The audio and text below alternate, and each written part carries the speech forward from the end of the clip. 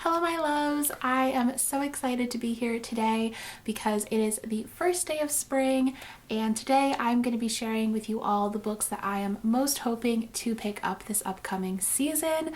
I have been having such a good reading year so far. I think maybe my best reading year in like years. I am 10 books ahead in my Goodreads goal.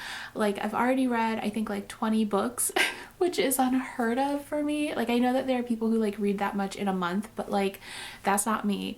And I feel like I'm on a roll, and yeah, I'm just really excited to read all of the books and to hopefully continue this pace. Before I dive in though, be sure to subscribe, and I also have links to my Instagram and TikTok down in the description box below in case you want to find me there. I post a lot more fashion and makeup related content over on those platforms. And then lastly, the best way that you can support me and my content is to just engage with it. So be sure to give this video a like and leave a comment. I'd love to know what some of the books that you're planning to read this spring are. But without further ado, I'm gonna dive on in to the books. So the first book that I'm hoping to pick up is one that has gotten a ton of buzz on like everywhere. I feel like in some ways it's almost like the new Evelyn Hugo, in that people from across every genre of booktube seems to really love this book. And that is The House in the Cerulean Sea by TJ Klune. This book is set on a magical island, and we follow a caseworker named Linus Baker, who is from the department in charge of magical youth. And at the beginning of this book, he goes off to this island where there's an orphanage that has 6 magical children who may or may not be dangerous, and so his job is to decide if they are. And yeah, I've heard that this one is just super whimsical, that it has the found family trope in it, which I love books that have found families. So yeah, I've been really wanting to pick this one up for quite a while. I've actually owned it for ages, but I usually, when a book gets a ton of hype, I always have to like pause before reading it just to like recalibrate my expectations for it, because I never want to like go into a book with like crazy high expectations and then like the book lets me down, but not because the book is bad, but because my expectations are wrong. So yeah, I wanted to give it some time before I dived in, but now I'm feeling good about diving into this one, and I hope that I love it. Then I'm hoping to finally dive into The Way of Kings by Brandon Sanderson. This is the first book in Brandon Sanderson's Stormlight Archive series, which is his like big adult fantasy series, and I recently read Warbreaker, which I absolutely adored, along with every book I've ever read by Brandon Sanderson. Like, I've never read a book by him that I didn't like. So I read that recently, and apparently that ties into this series, so I'm really excited to finally pick this one up. I've been reading Brandon Sanderson for years now, and like slowly making my way through his bibliography. Is that the right word? We'll go with it. I've been slowly working my way through all of his published works, and yeah, I just love every single thing. Then recently I've been really wanting to go back and reread some old favorites of mine. So the first one that I'm hoping to pick up is The Perks of Being a Wallflower by Stephen Chbosky. This was like one of my favorite books when I was a child. I just loved Charlie, and I loved this book. It meant so much to me growing up, and the film still, like, I watched that film a lot. Like, it's just such a comfort to me, and I love it. I love everything about it.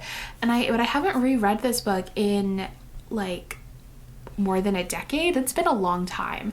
So I've been really wanting to do that and to dive back into this story that just really had such a huge impact on me when I was younger, and just, you know, see what it's like to read now. And if you're unfamiliar with The Perks of Being a Wallflower, somehow basically this is an epistolary novel, which is a novel told through a series of letters, and our main character Charlie is writing letters just kind of about his life. He's a bit of an outcast, and he's really struggling to make friends, and this is sort of like him making friends and figuring out his place in the world.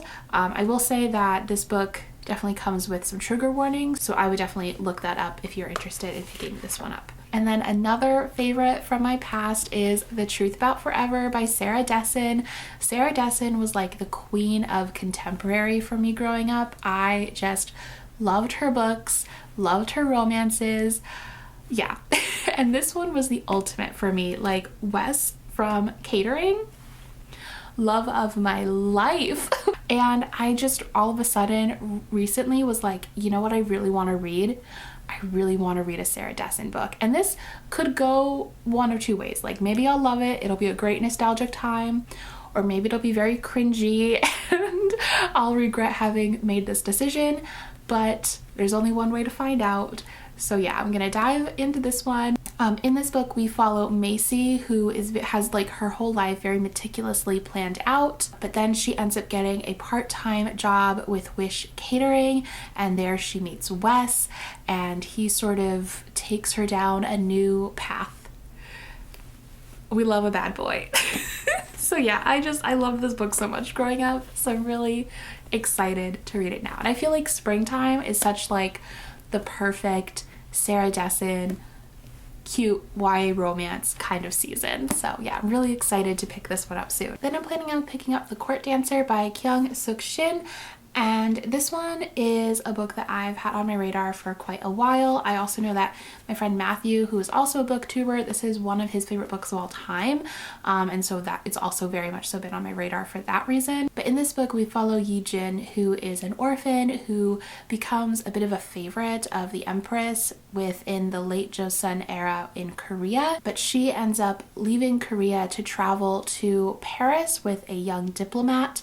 And from there, her story really begins. According to the Washington Post, this book explores themes of exoticism, assimilation, and identity. At its core, The Court Dancer examines what countries lose in identity in exchange for technological advancement. So yeah, I'm really intrigued for this one, and especially this time period within Korea, like the end of the Joseon era. I think this will be a really illuminating read for me, and especially right now, I've just been wanting to fall into more Korean stories just with everything going on. It's honestly been very comforting for me to consume a lot of Korean media, you know, from Korean dramas to books written by Korean authors, Korean music. I just feel very safe in it. So yeah, that's definitely been something that has been impacting my reading recently for sure. Then I'm also planning on picking up Bloom by Kevin Panetta and Savannah Ganucheau, and this is a graphic novel. It's so beautiful on the inside. This is a graphic novel. It's a contemporary romance, and in it we follow Ari, who is part of a band, and his dad owns a bakery, and he's trying to convince his dad to let him leave so that he can go to the big city with his band. And then Hector interviews at the bakery, and they meet and start having feelings for each other.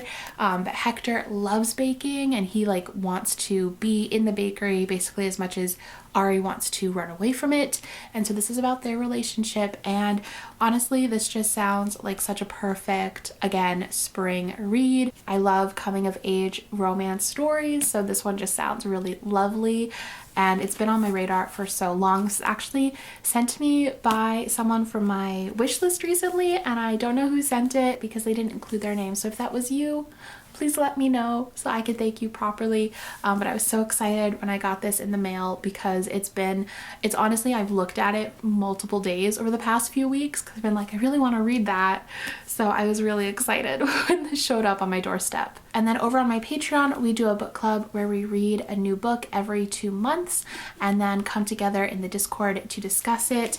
And for March and April, our book club pick is Honey Girl by Morgan Rogers. I've been so excited for this one. I've just heard nothing but amazing things about it. In this book, we follow Grace Porter, who has always, you know, sort of been a very like type A kind of person. She just completed her PhD. She lives under a lot of pressure to, you know, excel and be sort of like the perfect daughter. And one day she, while on vacation with her friends in Vegas, gets married to another woman, and the story kind of takes off from there. She ends up deciding to like go to New York City to like live with this woman that she's like hardly knows. But yeah, this just sounds fantastic and like so much fun, but also like it has a lot of heart, which are all my favorite things. And yeah, I love that. So I've been really excited to pick this one up, and I'm excited to discuss it with everyone in my Patreon. And then lastly, I have 2 books that I recently picked up from my local library. This was really exciting for me because I haven't had a library card for like the entire past year. My New York City one expired, so I couldn't get access to like any of the digital stuff. And then recently I finally figured out that Philadelphia offers like a digital library card that I could have had this whole time, but it's fine, whatever. I finally got my local library card, and I was able to check out a couple of books that I'm really excited to read. The first one is Gideon the Ninth by Tamsin Muir. This one, so many of you recommended this to me when I said that I was in the mood for really, really good enemies to lovers, which by the way, if any of you have more suggestions for like good enemies to lovers, please let me know. What I know about this one is that it's supposed to have lesbian necromancers in space. Sold. Sounds amazing, and I've heard fantastic things from everyone who has read this book, so I've been really excited to pick this one up, especially because I recently read The First Sister, which is another like queer sci-fi story. I feel like I've just been really in the mood for more sci-fi because I loved that one so much, so I'm really excited for this one. And then lastly, I also picked up A Discovery of Witches by Deborah Harkness. This is a book that I actually tried to read like a few years ago, and I just was not in the mood for it because I think I went into it thinking that it was going to be like more of a fantasy, and it was definitely more of like a romance. But right now I want more of like a romance with some like fantastical elements, so now it's perfect timing. But in this book we follow Diana, who discovers this old manuscript while she's working in the Oxford Bodleian Library. I think that's how you say it. But it is a book of magic, and it sort of thrusts her into this whole world of magic, and there's a vampire who I think is a love interest, maybe, not 100% sure. But yeah, I've been wanting to read this one. I never watched the show either, so I really want to watch the show, so maybe I'll read this one and then like watch the series afterwards if I like it. We'll see. If I don't like it, maybe I'll just skip it and watch the series. So yeah, these are all of the books that I'm hoping to read this spring. I would love to hear from all of you. What are some books that you're hoping to read this spring? Or if you've read in any of these, I'd love to know your thoughts, but please no spoilers. And I will talk to y'all next time. Bye!